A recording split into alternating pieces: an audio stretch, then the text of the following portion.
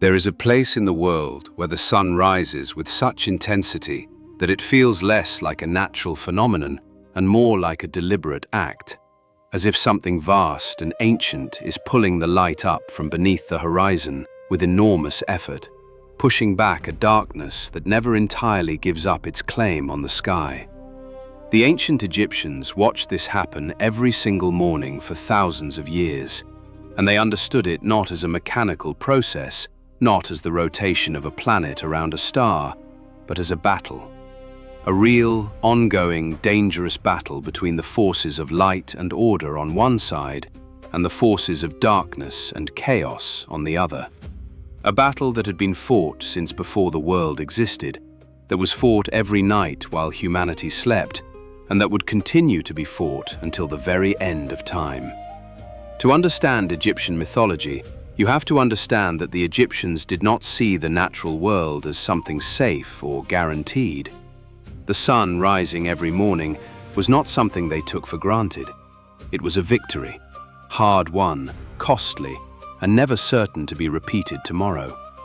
And to understand why they felt that way, you have to go back to the very beginning, back to before the sun existed, back to before the earth existed, back to a time when there was nothing in all of existence except a single, infinite, lightless ocean, and something stirring beneath its surface, gathering itself, preparing for the moment when it would finally, after ages of waiting, open its eyes. Before the world began, there was water. Not water as we understand it, not the water of rivers and rain and the blue expanse of the Mediterranean that the Egyptians could see from their coastlines. This was something older and stranger than any water that has ever existed since. The Egyptians called it Nun, and it was not simply a body of water, but the very substance of non-existence itself, an infinite, featureless, lightless ocean that stretched in every direction without boundary, without depth, without shore. Nun was not empty in the way that a room is empty when no one is in it. It was empty in a more fundamental sense. It was the absence of everything, the state that exists before existence has been invented. There was no sky above Nun, because the concept of above had not yet been created. There was no ground beneath it, because beneath implied a relationship between two things, and there was only one thing, the water, eternal and undivided and absolute. And yet, within that infinite sameness, something was present. The Egyptians described it as a potential, a vast creative force that existed within the primordial waters, like heat exists within a fire that has not yet been lit. It had no shape, because shape had not yet been invented. It had no name, because language had not yet been invented. But it was there, in the deepest darkness of Nun, coiled within the water like something sleeping, or something waiting, or something that had not yet decided what it wanted to be. The Egyptians called this potential Atum, which means, with deliberate and beautiful ambiguity, both the complete one and the one who does not yet exist. He was everything and nothing simultaneously, the totality of what would become reality packed into a single point within an infinite ocean, a seed of order floating in an endless sea of chaos. For ages beyond counting, Atum existed in this state, neither asleep nor awake, neither alive nor dead, neither present nor absent. He simply was, in the way that a fire is present in the wood before the spark has touched it. And then, for reasons that the ancient texts do not explain, and perhaps cannot explain, because the act of creation is, by definition, the act that precedes all reasons, Atum decided to wake up. The moment Atum stirred within the waters of Nun was the moment that time began. Before that instant, there was no sequence of events, because events require time, and time had not yet been created. There was only the eternal, unchanging, undifferentiated state of Nun. The same in every direction, the same in every moment, the same forever. And then, with the first movement of the creative force that would become everything, that sameness ended. Atum rose. He rose not the way a man rises from sleep, not slowly, not gradually, not with the confusion that accompanies waking from a deep dream. He rose the way a wave rises in an ocean, the water gathering itself into a shape that had never existed before, drawing from the depths everything it needed to express itself. He rose like the sun rising, which is precisely the image the Egyptians used, because for them, the moment of creation and the moment of sunrise were the same event, repeated every day as a kind of cosmic memory, a reenactment of the original miracle. He rose, and with his rising, the concept of height was invented. There was now an above and a below, a here and a there, a surface and a depth. The infinite sameness of Nun had been broken by the presence of something that was distinct from it, something that had a location, a direction, a will. Atum stood upon the primordial mound, a small island of solid ground that rose with him from the waters, the first earth that had ever existed, a patch of dry land surrounded on all sides by the infinite dark ocean of Nun. The Egyptians believed this mound still existed, buried beneath their temples, and they built their holiest places on ground that they understood to be a continuation of that first solid earth. And Atum, standing on that mound in the darkness and silence of a universe that contained nothing except himself and the waters around him, did something that the Egyptians considered the most powerful act in the history of existence. He spoke his own name. In Egyptian cosmology, the spoken word was not merely a representation of reality, it was reality itself.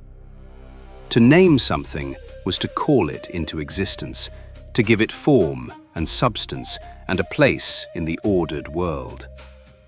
When Atum spoke his own name into the silence of Nun, he was not describing himself, he was creating himself, pulling his own existence into being through the sheer force of language, becoming real in the act of declaring his reality. The sound of that first word was the first sound that had ever existed in the universe. It traveled outward through the silence of Nun in every direction, and wherever it went, it left the possibility of other things in its wake. Atum stood on his primordial mound in a universe that contained only himself, and he understood with perfect clarity that he was alone in a way that no being has ever been alone before or since. Not merely without companions, but without the possibility of companions, in a reality that had not yet made room for the concept of other. So Atum created other. The Egyptian sources describe this act with a frankness that can be startling to modern readers.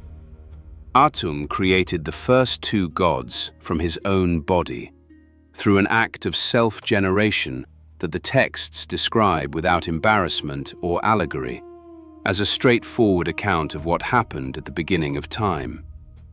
From himself, Atum produced two children, and in doing so, he both populated the universe and gave it its first structure. The first child was Shu, the god of air. Before Shu existed, there was no air, no atmosphere, no breath, no wind, no space between things. The world was solid and undivided, the waters of Nun pressing against the primordial mound from every direction, and Atum standing in the middle of it all, with no room to move, no space to expand into, no distance between himself and everything else. When Shu was born, space itself was born with him, the invisible, weightless, essential substance that separates one thing from another and makes the existence of multiple things possible. The second child was Tefnut, the goddess of moisture.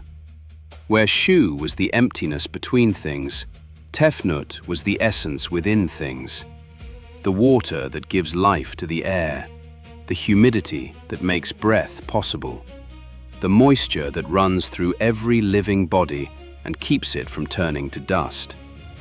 Together, Shu and Tefnut represented the two fundamental principles that make life possible: space to exist in, and water to sustain existence within that space. But Atum's first act of creation almost ended in disaster.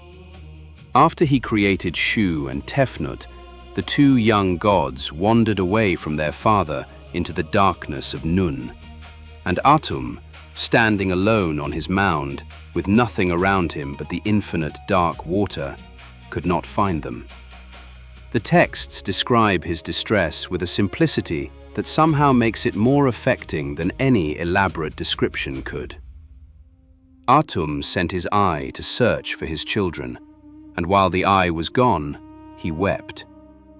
The tears that fell from Atum's eye onto the primordial mound were the first human beings, the first people, created not in a moment of deliberate intention, but in a moment of grief, the accidental children of a father's fear for his lost children.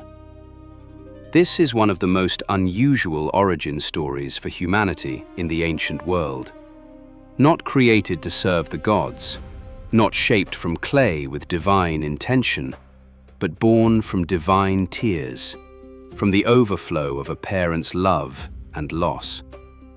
When Shu and Tefnut finally returned, Atum was so overcome with joy that the light of his happiness illuminated the darkness, and that light became Ra, the sun, the most powerful force in Egyptian mythology, the god who would eventually become the supreme being in the Egyptian pantheon. Atum and Ra were understood as two aspects of the same divine force. Atum, the creative potential; Ra, the active expression of that potential, the light that pushes back the darkness every morning. Shu and Tefnut, the first children of Atum, grew in the space that their father had created for them, and in time they became parents themselves. Their children were Geb and Nut, the earth and the sky, and their story is one of the most visually striking in all of Egyptian mythology. Geb was the earth god, understood not as a ruler of the earth, but as the earth itself. His body was the ground, the fields, the desert, the stone. When Geb laughed, the earth shook. When he was sad, crops failed. Everything that grew from the ground grew from him, and everything that was buried in the earth returned to him. Nut was the sky goddess, and the Egyptians imagined her with extraordinary vividness, a woman of impossible size, whose body arched over the earth, her fingers touching the western horizon and her toes touching the eastern one, her belly the dome of the sky, her skin dark blue and scattered with stars. Every evening, Nut swallowed the sun as it set in the west, and every morning she gave birth to it again in the east, which is why the Egyptians painted the interior of their coffins with images of Nut, because they understood death as being swallowed by the sky goddess and rebirth as being born from her again. Geb and Nut were so deeply in love with each other that they could not be separated. They pressed together constantly, the earth reaching up toward the sky and the sky bending down toward the earth, their embrace so complete that there was no space between them for anything else to exist. No air could move between earth and sky, No rain could fall, no life could grow. It was their father Shu who separated them.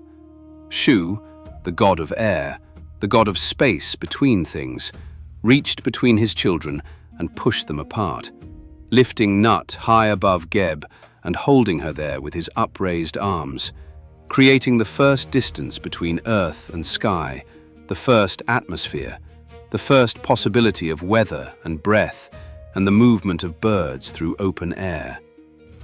Geb and Nut were devastated by their separation, and the sadness of the earth god at being torn from the sky goddess was written into the landscape itself. The Egyptians saw Geb's grief in the hills and valleys of the earth, the contours of the land shaped by the sorrow of a god separated from the one he loved. But their separation was also the act that made the world inhabitable. Without the space that Shu created between them, nothing that lives on the surface of the earth could have existed. From the union of Geb and Nut, before Shu separated them, 4 children were born. And in those 4 children, the full complexity of Egyptian theology found its expression.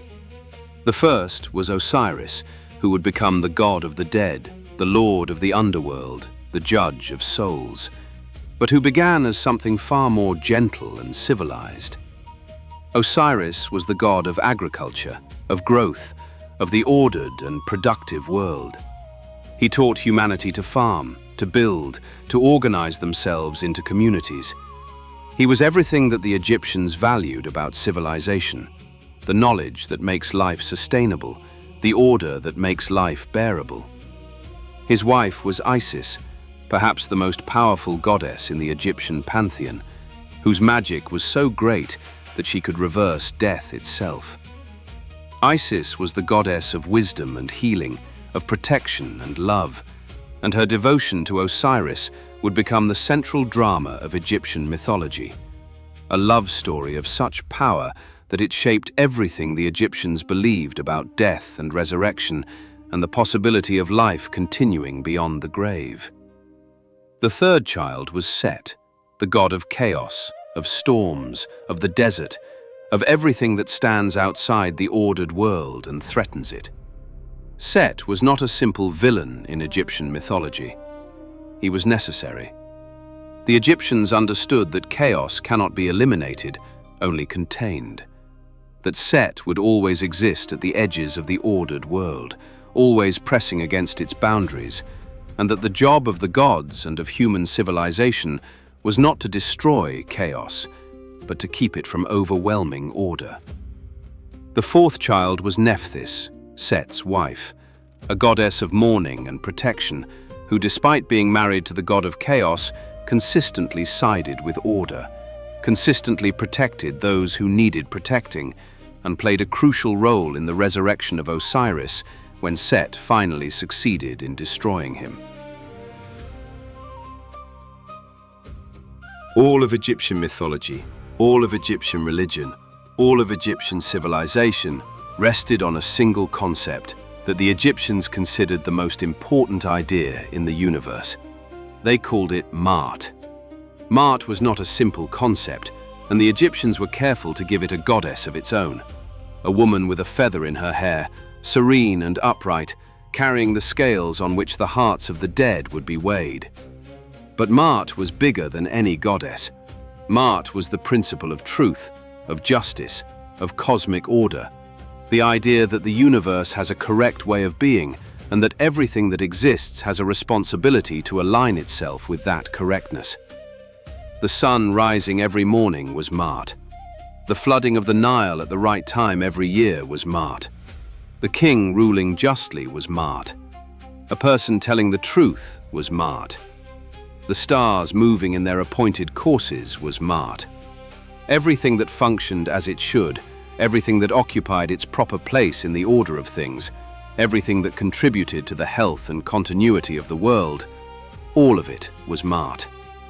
And the opposite of Maat, the thing that Maat was always struggling against, was a serpent.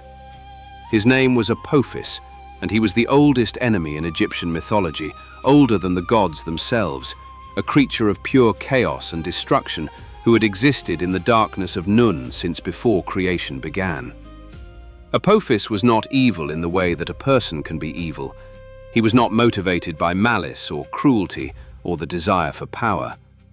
He was simply the embodiment of entropy, of the tendency of all ordered systems to collapse into disorder, of the darkness that waits at the edges of every light.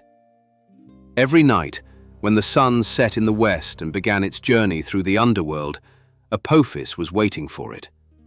The Egyptians imagined the underworld as a long, dark passage that the sun had to travel through every night in order to rise again in the east the following morning.